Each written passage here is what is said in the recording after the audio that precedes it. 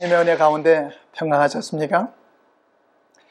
이 성경 요한계시록 12장의 예언을 통해서 이 선악의 대쟁투가 4단계로 일어난 것을 볼 수 있습니다. 세 번째 단계가 계시록 12장 15절과 16절의 기록으로 여자의 뒤에서 뱀이 그 입으로 물을 강같이 토하여 여자를 물에 떠내려 가게 하려 하되 땅이 여자를 도와 그 입을 벌려 용의 입에서 토한 강물을 삼켰다고 했습니다. 이 계시록 12장의 여자란 하나님의 참 교회를 상징한 것이고, 뱀과 용은 계시록 12장 9절에서도 언급된 대로 사단 마귀를 상징한 것이고, 그리고 그 입에서 나온 물은 사단의 핍박 세력을 상징한 것입니다. 시편 124편 3절로 5절에 보면 이 다윗은 사람들의 핍박 세력에 대해 표현하기를 물이 우리를 덮어 홍수가 우리를 휩쓸어 갔을 것이며 넘치는 물이 우리의 영혼을 삼키고 말았을 것이라고 했습니다. 그러면 이 사단의 핍박 세력이 언제 어떻게 나타났으며 이 하나님의 교회는 어떻게 보호를 받았습니까? 첫째로 계시록 12장 6절과 14절의 예언은 이 세대 반 1260일의 기간에 있은 일로 기원후 538년로부터 1798년까지 이 중세 로마 교권 시대 동안에 참 그리스도 교인들에게는 핍박이 있었고, 세계 각곳에서는 참된 그리스도인들이 하나님의 보호를 받았는데, 한 예로는 walden스인들이 궁벽한 알프스의 계곡에서 자유롭게 신앙을 지켰고 성경을 보존했던 것입니다. 둘째로 이 계시록 11장의 예언으로 1260년 기간이 맞춰갈 때 곧 1798년에 일어난 이 불란서 혁명으로 그리스도인들과 성경이 핍박을 받았습니다. 뿐만 아니라 이러한 불란서 혁명과 이성주의의 영향을 받아 이 성경에 대한 고등 비평이 대두되면서 성경은 말할 수 없는 비판을 받았습니다. 그런데 이 불란서 혁명이 일어난 바로 그 이듬해 곧 1799년 이 이집트의 나일강 둔덕에서 이 고대 문자인 상형 문자를 해독하는 데 열사가 되었던 이 로제타석이 발견되면서부터 새로운 학문인 고고학이 출현됐습니다. 그 땅속에 파묻혔던 고대 도시들과 유물들이 속속히 발굴되면서 이 성경 기록의 정확성이 입증되었던 것입니다. 실로 땅이 입을 벌려 이 간교한 뱀의 입에서 토해낸 고등 비평의 강물을 삼켜버린 것입니다. 셋째로 이 종교개혁이 유럽 각국에서 성공적으로 이루어져 가고 있을 때 이 용의 입에서 토한 강물이 있었습니다. 이는 영국에서 일어난 개신교 신앙에 대한 박해였습니다. 루터가 종교개혁을 일으켜 성경을 독일 백성들에게 열어주고 있는 동안에 영국에서는 틴델이 성령의 감동을 받아 성경을 번역했습니다. 그리고 틴델은 이 로마 법왕교도들을 향해 말하기를 성경을 우리에게 주기는커녕 우리에게서 감추고 있는 사람들은 너희들이다.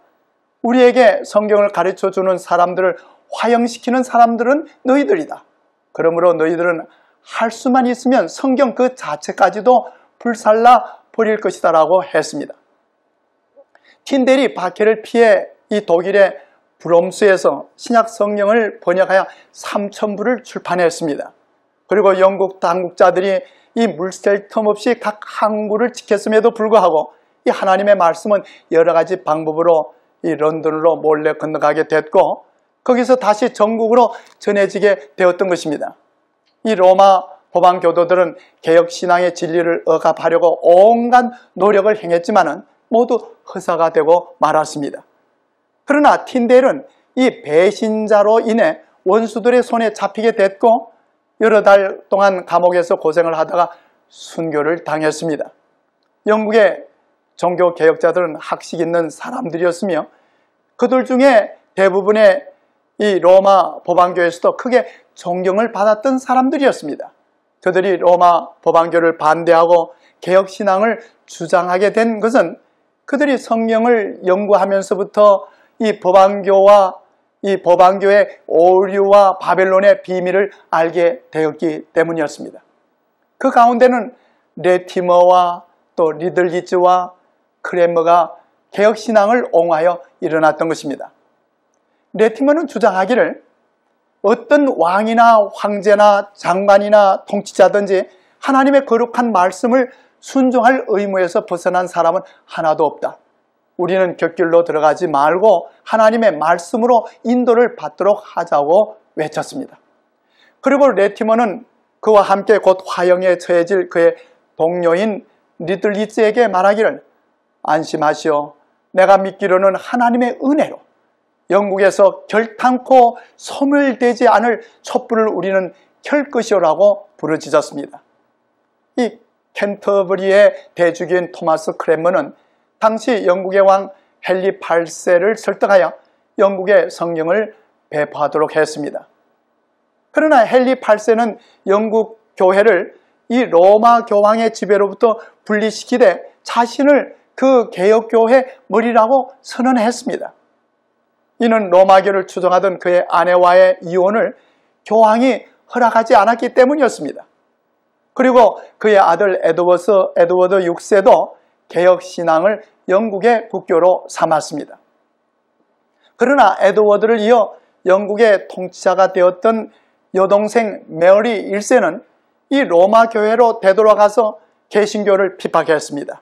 그는 레티머, 리들리츠, 크레머를 위시하여 수백 명의 개신교도들을 처형했으므로 역사에서는 피의 여왕으로 별명을 붙어지게 했습니다.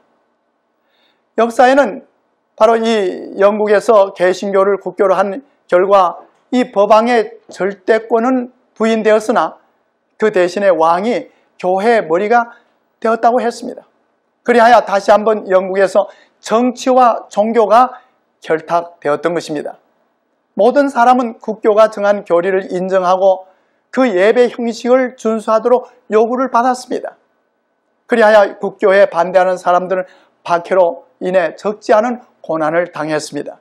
수천 명의 개신교의 목사들이 해직을 당했습니다. 사람들은 교회에서 인정하는 것 이외에 어떤 종교 집회에 참석하는 일은 금지되었고 그것을 범하는 때에는 중한 벌금과 투옥과 추방의 핍박을 당하게 되었습니다. 감옥은 붙들려온 신자들로 꽉 찼고 가족들은 헤어졌고 많은 사람들은 외국으로 추방당했습니다. 그리하여 핍박 때문에 신자들은 은밀한 장소나 밤중에 숲을 속 등에서 모일 수밖에 없었습니다. 그러나 하나님께서 마련하신 이 천연의 성전인 깊은 살림 속에서 모인 그들은 마음을 열어놓고 기도하며 찬미를 불렀습니다. 하나님께서는 핍박받는 백성들과 함께 계셨고 이처럼 영국에서 광약교회가 형성되었던 것입니다. 그리고 대부분의 영국 사람들은 국교회 통제 아래 이교도와 거의 분별할 수 없을 정도로 종교적으로 쇠퇴한 상태에 빠져 있었습니다. 교회는 타락하였고 신앙의 경건성은 찾아볼 수가 없었습니다. 그래야 영국에서 종교개혁을 신학적으로 형식적으로 또 제도적으로 철저하게 개혁하려는 청교도들이 일어났던 것입니다. 청교도들은 당시 교회 내에서 로마 교회 제도와 불순물들을 제거하고 미신적 이교적 행사를 타파하고 교회를 정화하려고 했던 것입니다. 그러나 그러한 운동은 심한 반대와 핍박을 당했고 자기들의 신앙마저 순결을 유지하기가 어려웠던 것입니다. 그때 마침 하나님의 섭리에 의해 1492년에 콜럼버스가 발견한 신대륙이 대서양 바다 저편에서 그들에게 손짓하고 있었습니다. 이라야 일단의 영국 청교도들이 국교의 핍박을 피해 신앙의 자유를 찾아 1620년에 메이플라워 호를 타고 미지의 신대륙으로 이주하게 되었던 것입니다. 당시 청교도들은 이 청교도들을 지도하고 인도하고 있던 존 라빈슨 목사는 신대륙을 향해 떠나는 무리들을 위한 고별 설교에서 말하기를 나 개인으로서는 개신교의 상태에 대하여 탄식해 마지 않습니다. 교회는 한때 신앙적이었지만 개혁운동을 일으킨 개혁자들 이상으로는 한 발걸음도 더 나아가지 못한 형편입니다. 이것은 탄식할 수밖에 없는 불행입니다. 왜냐하면 비록 그들이 그 당시에는 밝게 비치는 빛이었지만 그들은 하나님의 거룩한 도리의 전부를 밝히 깨닫지는 못하였기 때문입니다. 왜냐하면 그리스도교는 극히 최근에 비그리스도교적 암흑 가운데서 나왔을 뿐이므로 아주 완전한 지식이 한꺼번에 주어졌다고 할 수 없기 때문입니다 라고 했습니다. 이래하여 102명의 청교도들이 1620년 9월 16일에 영국의 프리머스를 떠나 11월 23일에 신대륙에 상륙했고 그곳의 이름을 자기들이 떠나온 항구의 이름을 따라 프리머스라고 명명했던 것입니다.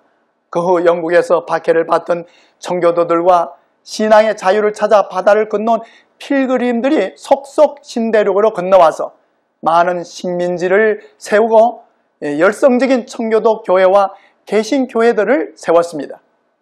이러한 청교도 정신과 개신교 신앙이 미국 건국 역사의 토대와 발전에 뿌리 깊은 영향을 미쳤던 것입니다. 이래야 땅이 여자를 도와 그 입을 벌려 용의 입에서 토한 강물을 삼키리라는 이 성경의 말씀의 예언이 또 한 번 정확하게 성취되었던 것입니다.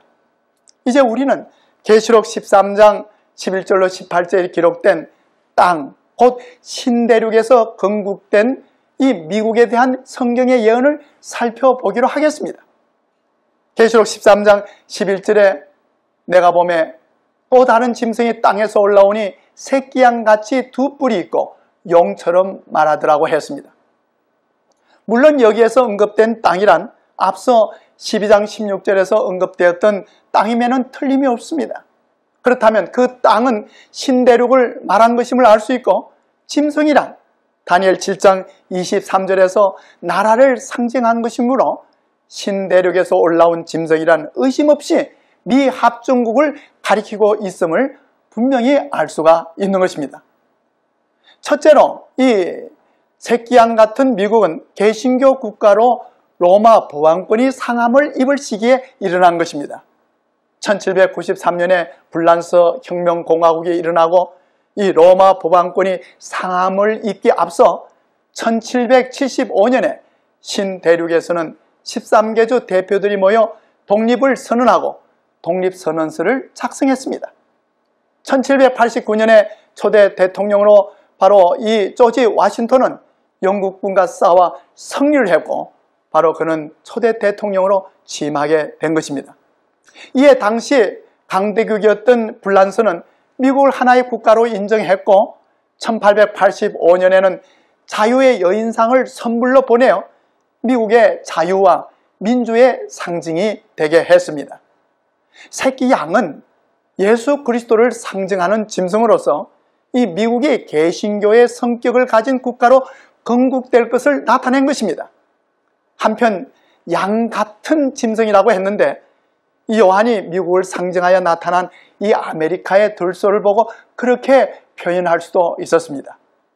왜냐하면 이 다니엘서 7장에서 표상된 열국들은 사자, 곰, 표범 그리고 무서운 짐승들로 나타났습니다. 그것들은 다른 동물들을 잡아먹는 이 육식동물들이지만 이 아메리카 들소는 초식동물이며 힘있는 동물로서 이 멀리서 보면 마치 새끼양같이 보이는 짐승으로 이 미국을 상징하기에 적합한 짐승이라고 볼 수 있습니다. 둘째로 미국은 새끼양 같은 짐승의 이 두 뿔과 같이 종교 자유와 민주주의의 두 권리를 주장하는 것입니다. 다니엘 7장 8절과 계시록 9장 13절에 보면 이 뿔은 세력과 권력을 나타내는 것입니다.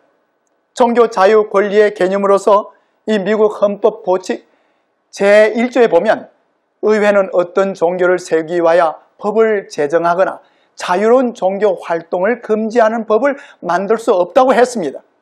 그리고 민주 권리의 개념으로서는 이 링컨 대통령이 선언한 것으로 국가란 국민에 속한 것이며 국민의 손에 의하여 또한 국민을 위하여 있는 것이라는 것입니다. 이래야 교회에 황제가 없는 신교 자유와 이 독재 군주가 없는 민주주의를 주장하여 미약하고 외로웠던 식민지에서 미국은 강대한 합중국으로 자라나 평화와 번영을 누리게 되었던 것입니다. 인류 역사상 미국처럼 종교 자유와 이 민주주의에 대한 원칙을 이처럼 나타낸 국가는 달리 없었던 것입니다. 셋째로, 이 새끼양 같은 짐승으로 표상된 미국이 용처럼 말하다는 것입니다. 이 양과 같은 짐승이 용처럼 말하게 되는 것은 이 청교도의 신앙과 정신으로 건국되었던 개신교 국가인 미국이 세속적 권력을 행사하는 강대국으로 변해질 것을 예언한 것입니다. 미국이 제2차 세계대전이 끝날 때까지는 세계에서 강대국으로 생각지는 않았습니다. 그러나 미국의 아이젠하워를 연합군 총사령관으로 하여 놀만디 상륙작전에 성공하여 독일을 패망시키고, 그리고 원자탄을 만들어 일본에 투하하여 두 도시를 파괴시켜 항복을 받아내어 2차 대전을 종식시키게 되자 세계의 이목은 미국으로 향했고, 미국은 점점 세계적 강국으로 그 모습을 나타내었던 것입니다. 그리고 1992년 이 걸프전의 성전보는 국제 질서상 미국의 주도적 역할을 확인시켰고, 국제 질서의 정점에 미국이라는 유일한 세력이 서 있는 세계 구조를 갖게 했습니다. 타임지는 미국을 이 세상에 남아있는 유일한 초강국이라고 불렀고, 이 워싱턴 포스트지는 세계 모든 중대사는 이제 미국이 결정할 것이라고 논평했습니다. 넷째로, 미국은 큰 기사와 이적으로 거짓 신앙 부흥을 일으킬 것입니다. 이 계시록 13장 13절과 14절에 큰 이적을 행하되 심지어 사람들 앞에서 불이 하늘로부터 땅에 내려오게 하고 짐승 앞에서 받은 바 이적을 행함으로 땅에 거하는 자들을 미혹하리라고 했습니다. 성경에서 이 불의 임함은 성령이 임하는 것으로 상징했지만은 이 여기에서는 거짓 종교 운동과 거짓 신앙 부흥을 예언한 것입니다. 본문에서 말하는 땅이란 일반적으로 말하는 이 세상이 아니라 이 미국의 땅을 말하는 것으로, 오늘날 미국 안에는 3천 내지 5천의 새로운 종교 운동이 일어나고 있는 것입니다. 그래야 미국은 오늘날 거짓 신앙 운동의 본거지가 되고 있는 것입니다. 그리고 밀교와 점성술에 관한 책들이, 또 이 강신술에 관한 책들이 미국 전역에서 수백만 권씩 팔려나가고 있습니다. 다섯째로, 미국은 정치와 종교 통합을 이루고 일요일 휴업법을 제정할 것입니다. 계시록 13장 14절로 16절에 땅에 거하는 자들에게 이르기를 칼에 상하였다가 살아난 짐승을 위하여 우상을 만들라 하더라. 저가 권세를 받아 그 짐승의 우상에게 생기를 주어 그 짐승의 우상에게 경배하지 아니하는 자는 몇이든지 다 죽이게 하더라. 저가 모든 자 곧 작은 자나 큰 자나 부자나 빈궁한 자나 자유한 자나 종들로 그 오른손에나 이마에 표를 받게 하리라고 했습니다. 여기에서 이 칼에 상하였다가 살아난 짐승이란 계시록 13장 3절에서 그의 머리 하나가 상하여 죽게 된 것 같더니 그 죽게 되었던 상처가 나음에 온 땅이 이상히 여겨 짐승을 따르리라고 한 바로 그 짐승을 가리킨 것입니다. 이는 1798년에 프랑스 혁명군의 한 장군인 버티어가 이 로마로 진군하여 교황 피우스 6세를 사로잡아 유배시키므로 죽게 되었던 이 로마 법왕권이 1929년 2월 11일에는 이 라테란 조약으로 알려진 이태리의 무솔리니와 또 이 로마의 대주교 카스피리아와 협정이 조인되므로 이 바티칸의 영토가 회복됐고 교황은 다시 바티칸의 보좌에 앉게 됐습니다. 이때 있었던 조약 문서의 내용에 이 오늘 밤 로마에 관한 문제는 과거에 대한 것이었으며 바티칸은 이태리와의 사이에 평화를 유지하고 있다. 중대한 문서에 상처를 낫게 함이라는 친필을 첨가하는 것에 관해서는 양편 다 극진한 진실성을 보였다고 했습니다. 그 후 로마 보안교의 급성장과 세계적인 위세와 세력의 영향을 보면서 이 죽게 되었던 상처가 나옴에 온 땅이 이상히 여겨 짐승을 따르라는 이 성경의 예언의 성취를 실감하게 되는 것입니다. 레이건 대통령은 로마 법왕과 동맹을 하였고 1984년 1월 10일에 바티칸과 수교를 하였고 또 3월 7일에 대사를 교환하고 그리고 4월 22일에는 교황이 미국을 방문했습니다. 거센 반발의 와중에도 이 미국은 바티칸과 완전한 외교적 관계를 수립함으로써 계시록의 예언을 성취시켰습니다. 미국의 헌법과 독립선언서는 이 정교 분리의 위대한 원칙을 견지해 나갈 것이라고 하나님 앞에서 엄숙히 서약을 했지만 앞으로 미국은 종교연합의 우상을 세워 백성들로 경배하게 할 것이고 이 짐승의 표인 일렬휴업령을 내릴 것입니다. 이 교회가 국가의 권력을 사용하거나 지배하게 되고 이 국법이 종교 행위를 세속적 법률로 강요하게 되면 이 땅에는 환란이 임하게 될 것입니다. 그리고 주님의 재림은 속히 임하게 될 것입니다. 그리고 이 오늘 계시록 13장의 마지막 부분에 바로 이 짐승의 표와 또 그에 대한 666에 대한 말씀이 있습니다. 이 666은 짐승의 이름의 수라고 했고 지혜 있는 자는 이 수를 세어보라고 했습니다. 참으로 이러한 내용들을 우리는 성경을 통해서 깊이 연구해야 할 것입니다. 참으로 짐승의 표가 무엇이며 짐승의 우상이 무엇인가? 우리는 다니엘 3장을 통해서 이 짐승의 우상, 바로 바벨론의 우상이 어떻게 활동을 했는지 우리는 보게 되는 것입니다.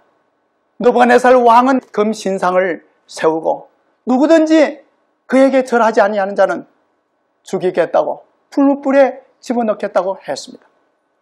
바로 이 느부갓네살 왕이 세운 금신상이란 그 우상이란 정치와 종교의 연합에 의한 강제 법령인 것입니다. 바로 종교 자유의 나라 이 개신교 국가에서 이 종교적인 법안을 통과시킬 것입니다. 그리고 일렬휴업법을 바로 국회에서 결정할 것이고 온 국민으로 하여금 이 법을 따라 지키도록 할 것입니다. 바로 이것이 짐승의 우상이요 짐승의 표가 되는 것입니다. 손에 표를 받거나 이마에 표를 받는다고 하는 것은 그것은 하나의 노동적인 것을 말하고 하나는 정신적인 것을 말하는 것입니다. 오늘 우리는 계시록 13장에 이 예언이 성취되고 있는 바로 이 시점에서 우리는 예언을 살피고 있는 것입니다. 666의 비밀이 무엇일까? 참으로 성경을 열심히 연구하시고 이 성경 예언을 주의 깊이 연구하면서 바로 그 구원의 날을 위해 준비하는 참다운 신앙을 소유하게 되시기를 주님의 이름으로 기도드립니다.